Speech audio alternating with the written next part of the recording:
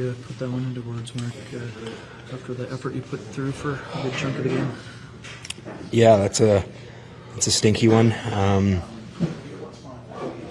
Yeah, not many words for that one. That stung. Didn't put a full 60 minutes together. We had good shifts, we had bad shifts, we had bad plays, good plays. So that's a tough one. What's it going to take to get a little more comfortable in those uncomfortable moments in those one-goal games? Oh man, we're the last 3 years one of the best teams in the league in one-goal games, and a lot of the same guys are here. But to me, that's a mindset. That means you gotta, you're doing the right things to get yourselves there, and then all of a sudden it's now you got to dig in, and it's got to be the shot block and the wall plays, the net front battles, the having the responsibility of making sure the puck gets out of our zone into their zone. Those are all things that when you're on your game, they become habits, and it's continuous habits. Right now we're trying to get guys to be consistent with it. Overall, how do you guys get this turned around? Another one-goal loss where you're kind of right there until the end. How do we turn around? I don't have a single answer for you. It doesn't involve me talking here for 5 minutes. There's a lot of things that we can clean up and continue to talk about and work on, and it's got to translate to the game though. Good afternoon, everyone. That was a fun start to the show.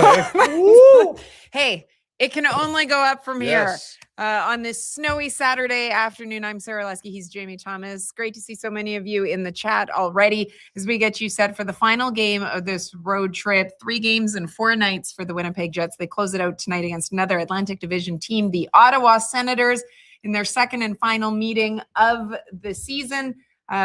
We will get you set for the game and the news from Morning Skate. We are looking forward to having Sam Cosentino join us today to talk a little bit of Jets, but also World Juniors, which is where he is right now. So he made the trip to Minnesota. So, of course, Canada beats Slovakia yesterday. They got Czechia in the semifinals. So, at least Canada got past the quarterfinals. We don't have to ask Sam about that. We'll just ask about good things now. And the NHL draft's coming up pretty soon. So looking forward to talking. Always love it when Sam joins us. Yes. But yes, where we are going to start, and then we will close the door on what happened on that first day of 2026. Winnipeg Jets coming up short in that game against Toronto. And I think when you look at the reaction of the players, whether, we heard from Mark Scheifele, Gabriel Velarde. I know that on CJOB's post-game show, Cole Perfetti joined them.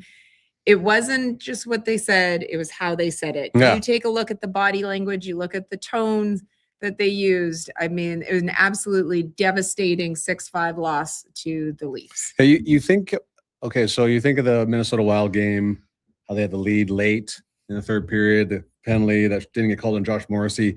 That was, to me, the worst loss this season in terms of they had it and just got taken away. This one takes that's like times 100 to lead 4-1 in the second period and to give up 2 quick goals before the end of the second.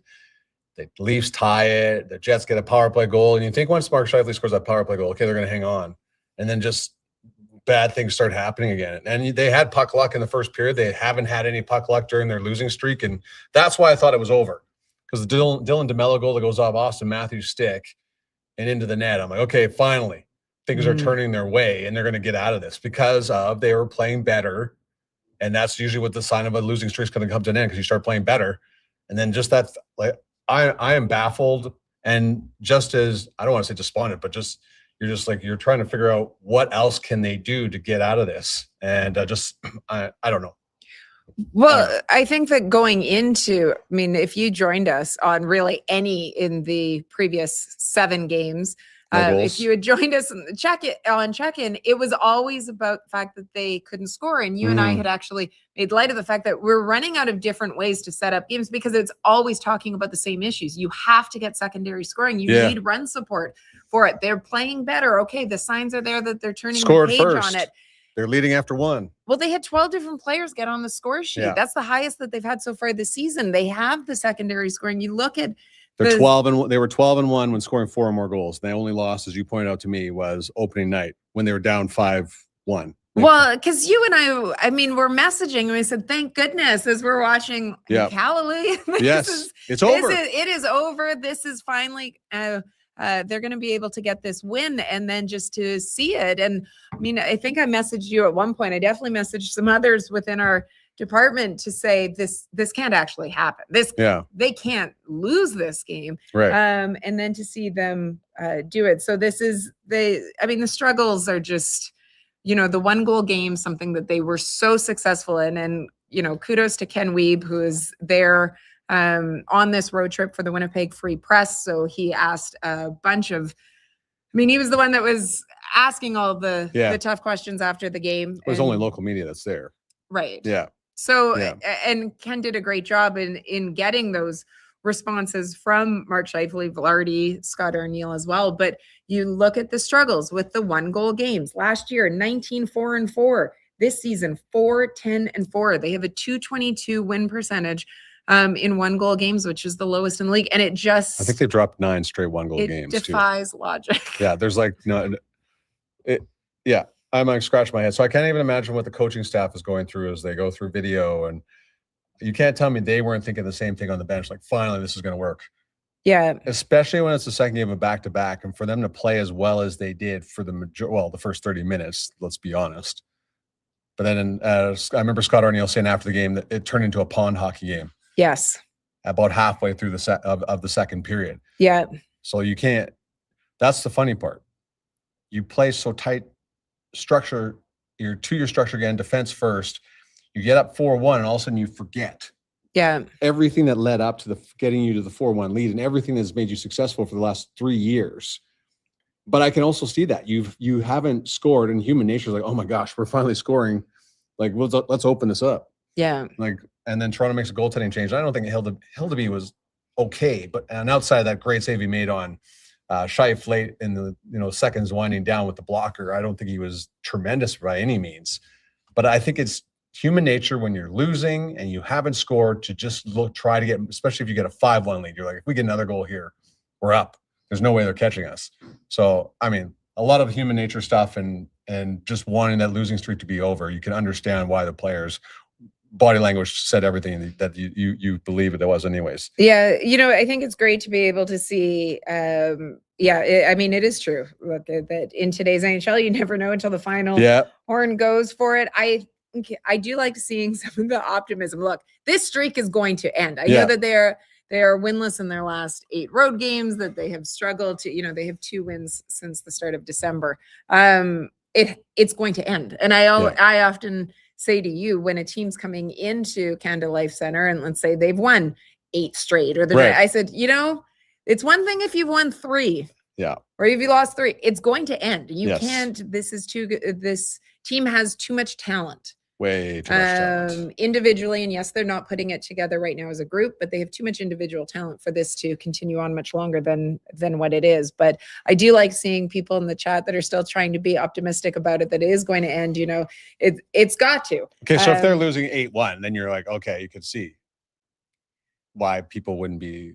Well, people would be negative. Now the streak is getting to a point where it's like getting ridiculous. Yeah, but I like Sid's comment. And exactly my point. Losing streak will end at some point. Mm-hmm. Why not tonight? Right. It's got to. And you know what? You're going against an Ottawa Senators team that times has had its own struggles as well. So they've had issues with consistency too. So yes. And we've seen that from a number of teams. After today, the Jets will come home. They'll play 5 games. They have a very heavy home schedule. It's a very busy January, but a ton of games at home.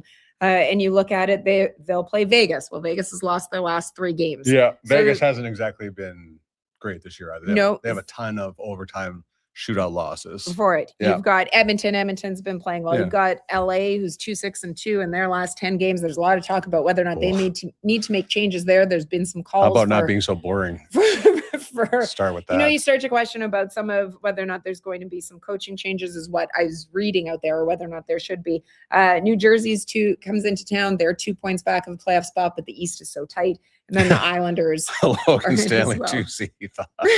See, this is how the narrative around Logan Stanley has changed. You know what? He's one of our favorites. So we do like that. So tonight they will face the Senators. Sens 9-7-3. on home ice. Let's take a look at what the projected lines are going to be, because we did see some changes based Nino on didn't morning play. skate. We are going to talk about that in a minute. Here's what the projected lines are. So it looks like Gus Nyquist draws out of the lineup. Nino Niederreiter back in.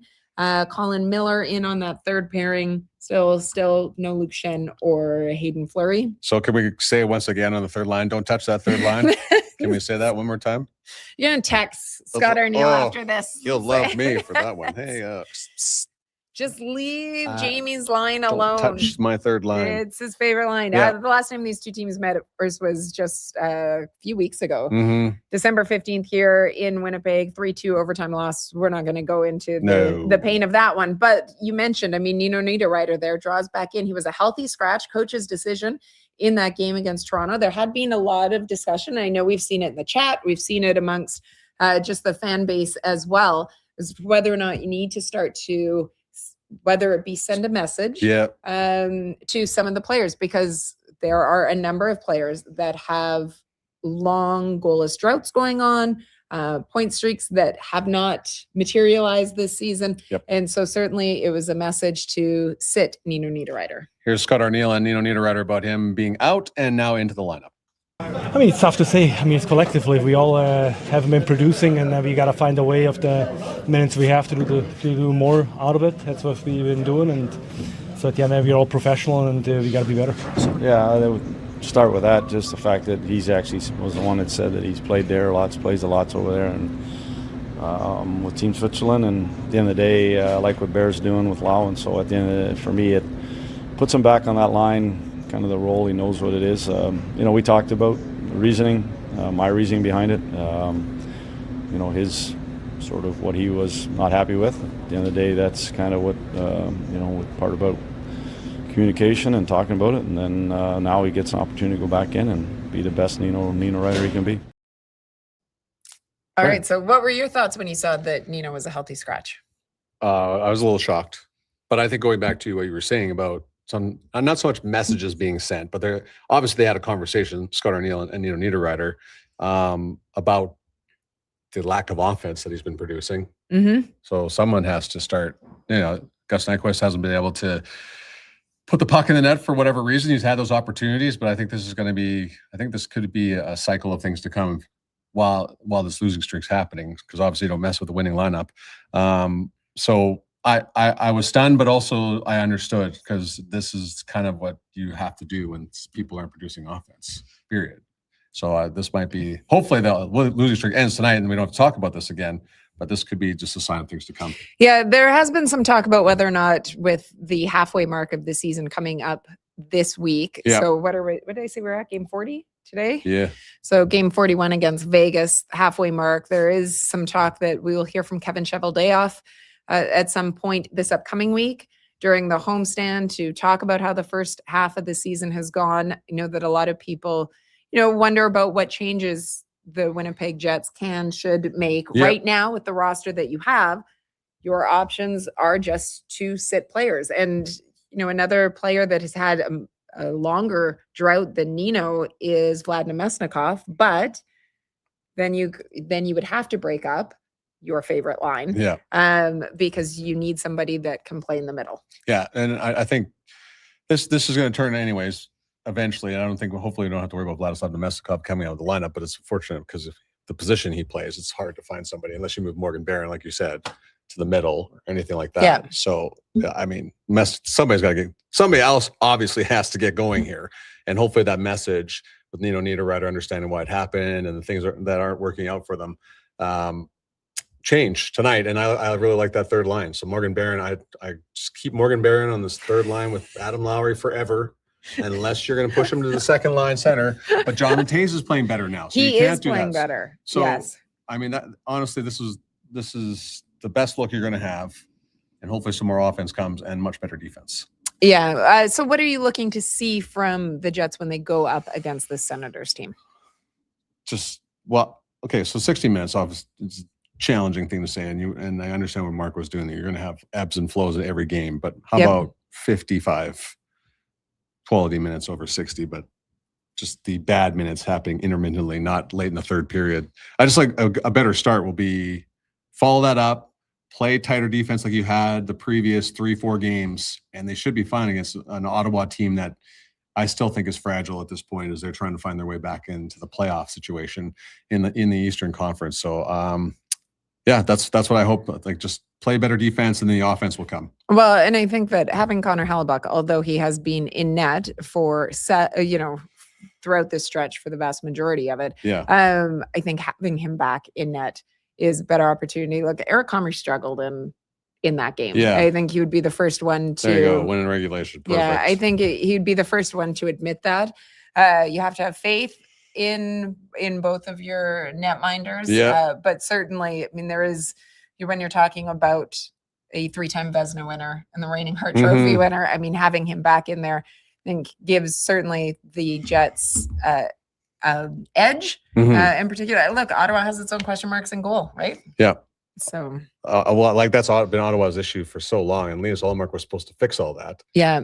But that hasn't materialized. Well, and he's been away from the team. He's away from the team right now, so we'll have to wait and see what happens. There's a handsome face joining us, and his head has just popped in. So happy to see you, as am I. But why don't we bring in Sam Cosentino? Sure.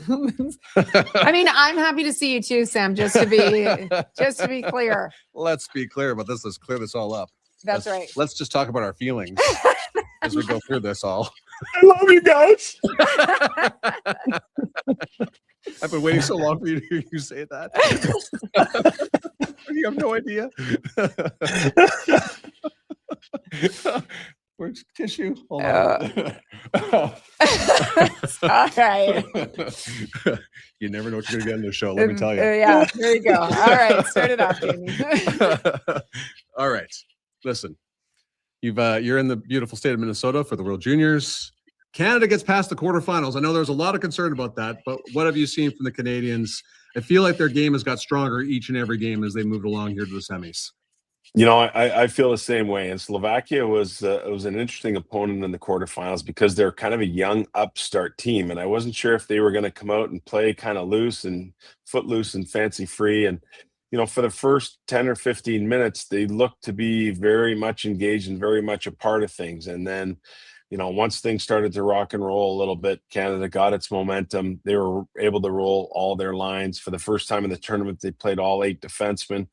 They were getting contributions up and down the lineup. And, you know, not that he was required to do a ton, but Jackie Vankovic in goal was, did exactly what he needed to do despite some intermittent periods without shots. So when I look at where they were at the preliminary round, I mean, 2 crazy games. Czechia to open the tournament that ended at 7-5, and then the Finland game, which was pretty wild in and of itself, with some back and forth and some lead changes and so on. The other 2 games, not quite as competitive, but I think Canada's in a pretty good place here going against a formidable opponent in the semis.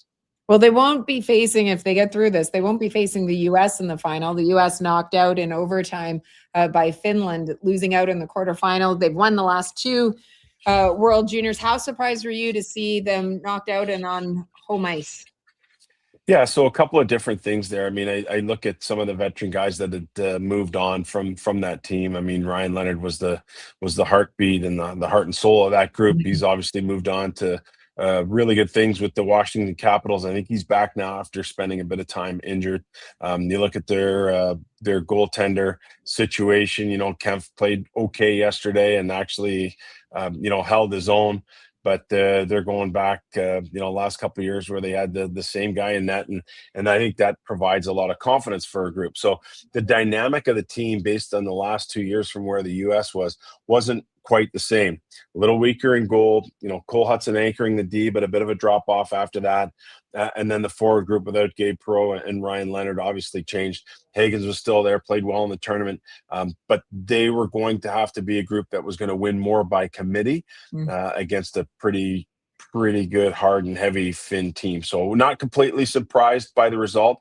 When you look at the grand scheme of things, other than Canada, it's pretty hard to repeat in this event because of how cyclical the junior hockey cycle is. Sam, for years it was Canada, Russia at the World Juniors. That was their big rival. Then it became the Americans. Can we fairly say the Czechs have kind of moved into that place now for the 3rd consecutive year they've met in the medal round or in the playoffs?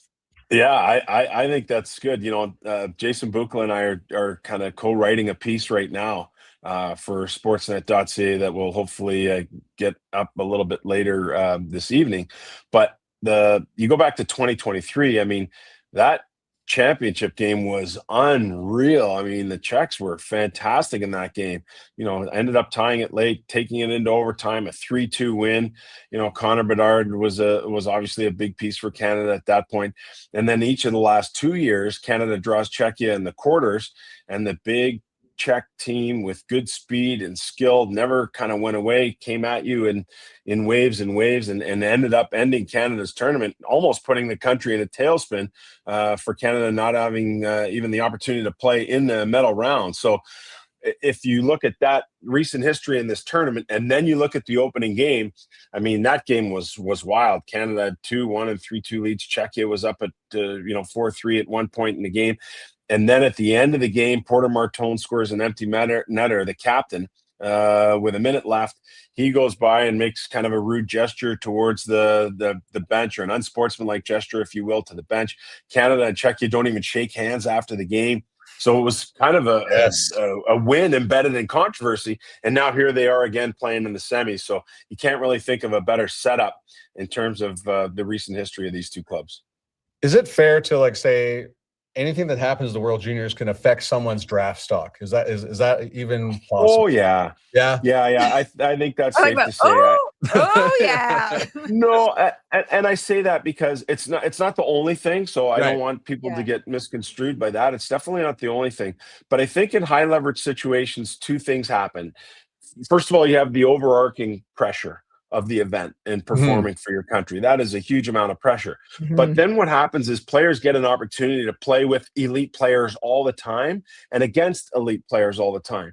So you're not looking at what might be in the pro leagues for some of the European players, or what might be in the junior leagues for the North American players, getting some uneven matchups where, defensively you're facing really tough opponent, or you're facing a weaker opponent. You don't see that at the World Juniors because you're getting the best of the best for every country. And I think not only playing against ridiculously hard competition, but playing against players who are more on that elite level also tells me a lot about a player when it comes to the grand scheme of evaluation. So I do think it's a hugely important event because of how high leverage everything about it is. Okay, so with that being said, is Gavin McKenna still your number one overall draft pick out of what you've seen so far? Man. So far? Is that even a fair question to ask you at this point? Well, you know what, Jamie? Like in my last draft rankings, which came out in December, I had Keaton Verhoff ahead of McKenna. And so it's interesting because this tournament obviously plays a big part of things. Verhoff didn't even play in each of the first two games. He had a couple of assists in only about 11 minutes last night against Slovakia. But he really showed some interesting things in those 11 minutes. Whereas Gavin McKenna, lots of points, most of them against Denmark in what was a blowout win. At times shying away from contact. But my goodness, with the puck on his stick, he is a genius. Absolutely brilliant. His vision, his creativity, his one touch, it is really, really impressive. So this thing is far from over as to who the number one player is going to be. Ivar Stenberg from Sweden is going to have a say in matters, I believe, as well. He's a guy who's performed well at this tournament, but I still think has a bit more to give. It's going to be fun to watch the rest of these three compete in what games they have left to kind of see who comes out of this jockeying for position as the number one guy. But I do think this one is going to end up going all the way until June with some more high leverage hockey still to be played. Do you want me to ask the last question? Go for it. Okay. You've been on many panels during Jets games, Sam. How shocked are you that the Jets are where they are right now at this point of the regular season? Beyond shocked. And some of it was understandable with the lengthy absence of Connor Hellebuyck. And, he comes back 3 weeks, a week and maybe even 2 earlier than everyone thought. He jumps into that first game against Washington. It's a 5-1 win. All right, we can breathe a sigh of relief. And the Jets are back being the team that everyone expected them to be after winning the President Trophy last year. So you look at the number of 1-goal games It's been crazy, especially recently here. Mhm. I mean, the Toronto game, a heady lead there, that ends up being a situation where they end up losing that game. A couple of other one-goal games mixed in between. So I'm shocked, based mostly on the fact that this is pretty much the same team as last year. I mean, Yes. some of it has changed, the fringes of it, no Appleton. I think Ehlers is probably a bigger omission than maybe people would have given credit for Yeah. at the start of the year. And you try and kind of fill that spot. But the speed that he brought to the table allowed, Winnipeg to be a threat on the rush. And I don't think they're nearly as much a team that's a threat on the rush without Ehlers in the lineup as they've been in the past. And we've seen that based on roughly 50% of the goals being scored by that top line with Velarde, and Connor and Scheifele. So I am shocked to see where it is. The one thing that you can say with at least some sort of confidence is maybe this little break will have allowed for a reset. And it's not like, when it comes to let's face it, this is going to be a Western Conference wild card race. I don't think that the Jets can get back into it in the Central. I just think those three teams are that good and that far ahead. Yeah. And so when you look at the wild card race, it's not that anyone's really jumped out by a large margin, and I think that should give Jets fans hopes here in the unofficial second half. Well, buddy, I know you're in your happy place right now at a World Juniors event. You can tell by the smile on your face. Thanks for getting emotional with us. Thanks for informing us. And Happy New Year. Oh, do we have to end this, guys? Do we have to end this? Look at Sarah's the only one that's like, you can tell she's a mom. She's very stoic. She's like keeping it together.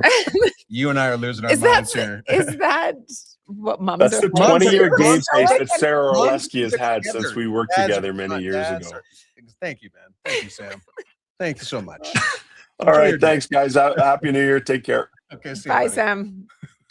One of the best. And I always love having the chance to talk to Sam, but then also, I like hearing his perspective because he does so many NHL games now. But Yeah. I mean, he loves, as you pointed out. I mean, the small Sam is the best. I know.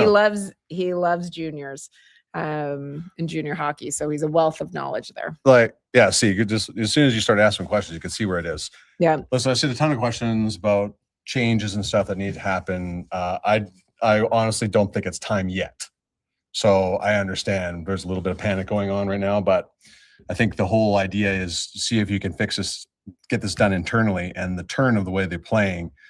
If they stunk and lost a bunch of games in a row, then you might look at changes, but they're close to turning this. I'm hoping. So in that event, hopefully it doesn't. They don't have to make changes. Yeah. Quickly before we get, Well, we should talk about. Go ahead. No, go ahead. We should talk about Kyle and. Well, we should talk about the Olympics period. Yeah, So let's tie a bow on the Olympics, because obviously that was a topic for us in the last one, because Josh Morrissey, in our last check-in, because Josh Morrissey was named to Team Canada.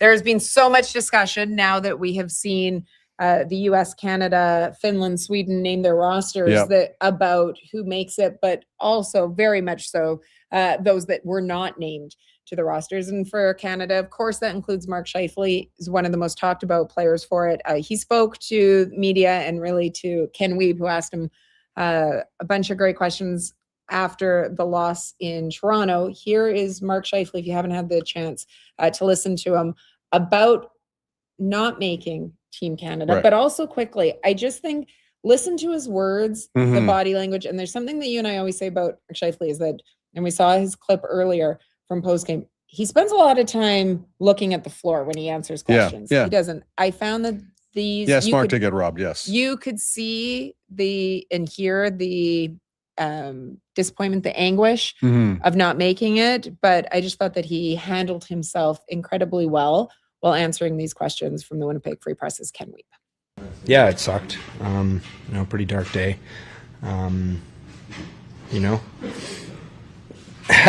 It's hard to think about now, after kind of turning the page to this morning. So obviously it was a tough day.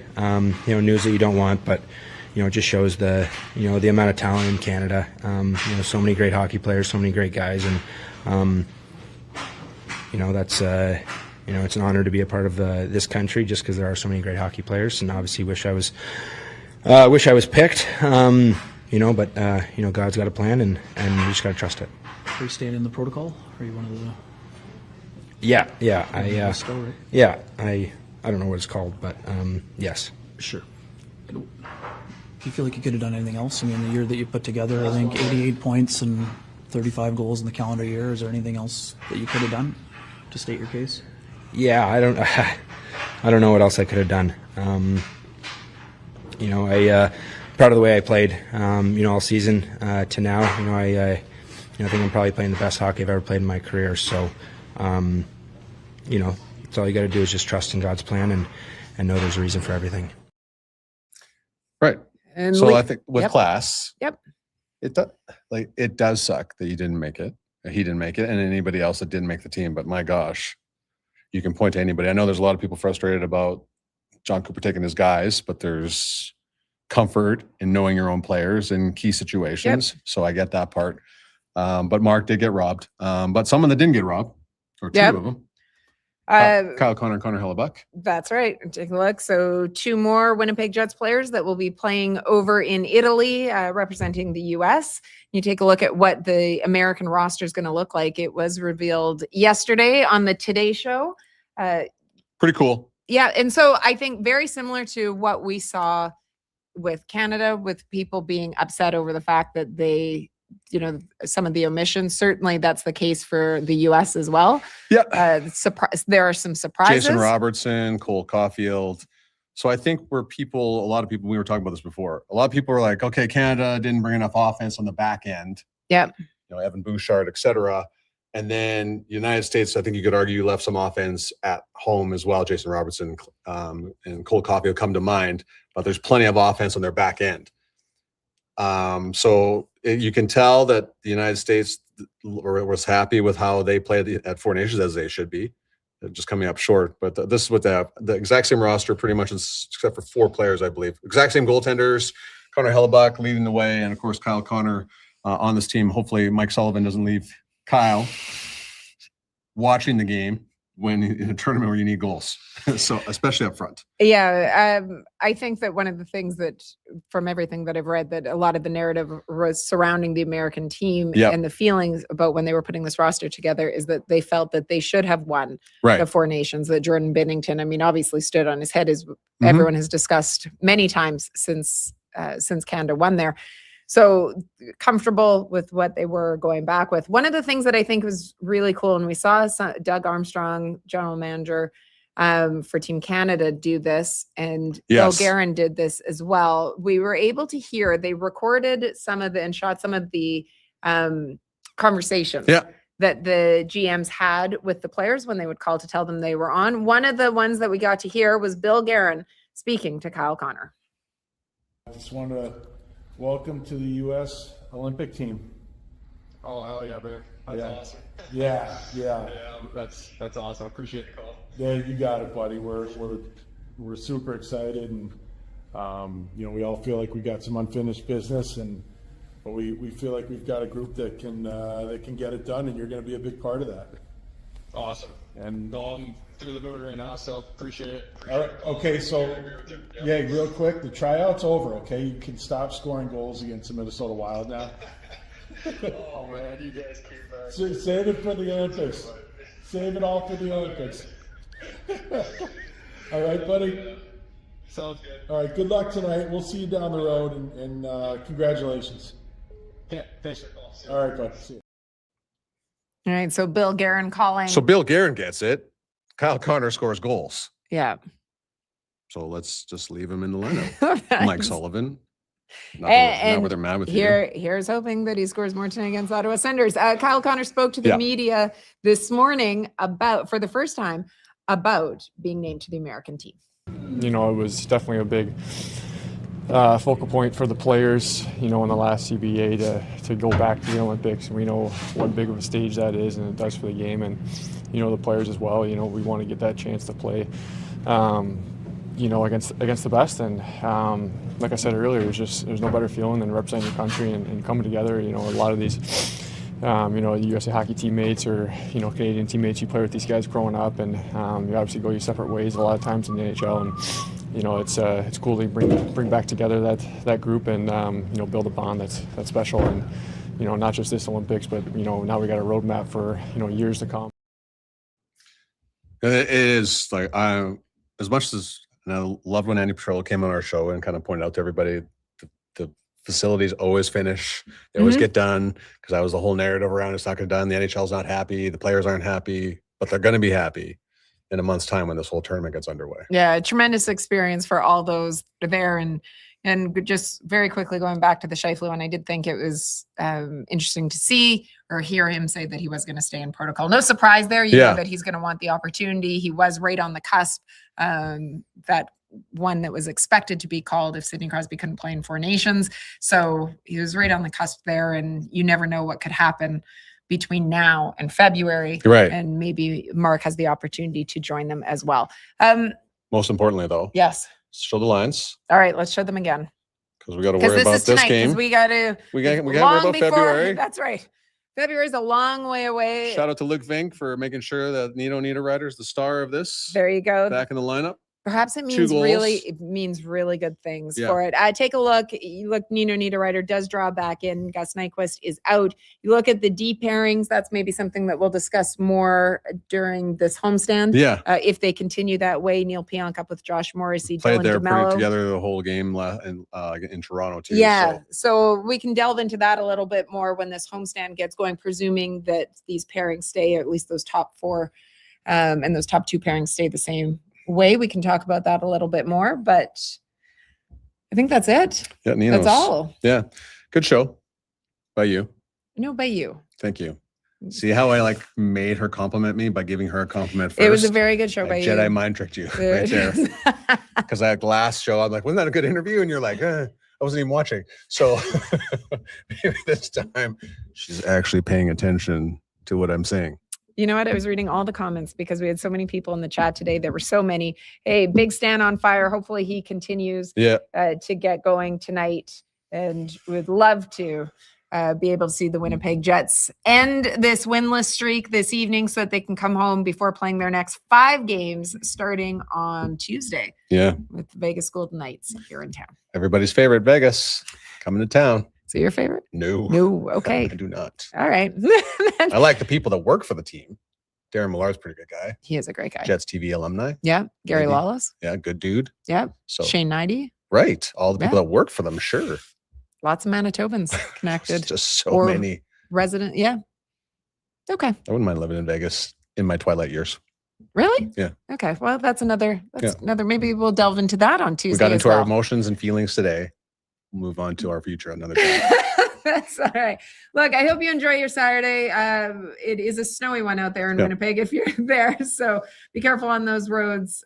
Looking forward to tonight's game, though. Here's to the Winnipeg Jets ending it and getting back onto the right foot for 2026. Paul Edmonds, Jets win. Jets win. Jets, and not in overtime. Not in I mean, overtime. we'd take it in overtime, but Sure. regulation would be great. Regulation. Let's just do that. All right. Have a great day, everyone. Thanks See so ya. much for checking in.